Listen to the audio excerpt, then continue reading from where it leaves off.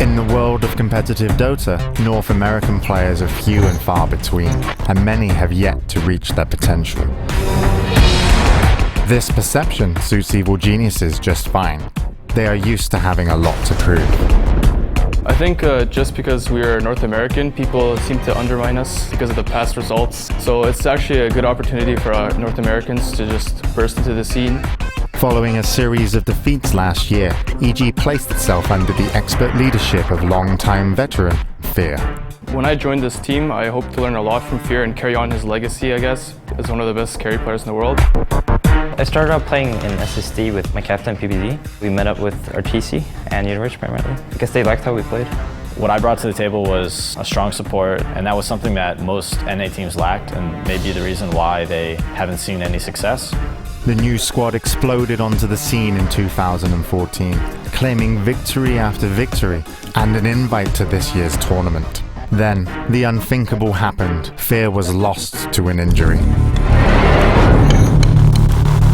None of the doctors really were able to tell me exactly what I had. It's something similar to tennis elbow, and every time I do click for extended periods of time, it does hurt. We couldn't square him that much, we couldn't play that many games. He had to ice his arm in between games, and we actually realized it was pretty serious. It's an injury. Following a difficult search, evil geniuses chose Mason to take Fear's place.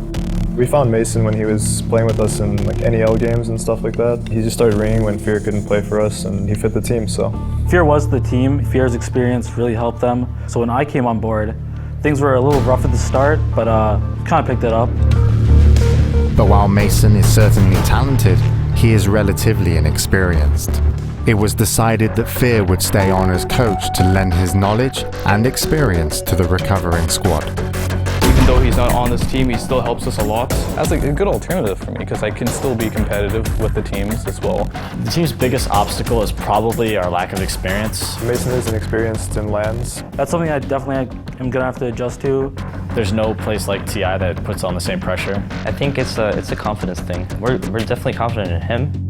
And I think nerves will kind of work themselves out. Well, winning this year means a lot to me. I don't think it's because no American team has placed before or something like that. It's more because Fear isn't playing. I feel like if we don't give it our best shot, then we're kind of doing him an injustice kind of thing. So. The new roster picked up where the old left off, continuing the winning streak and even defeating several teams that they could face at the International. Few teams recover from a loss of a player, but the new EG has proven that it is up to the challenge. Going into TI, I think that we are probably one of the best 3 teams in the world.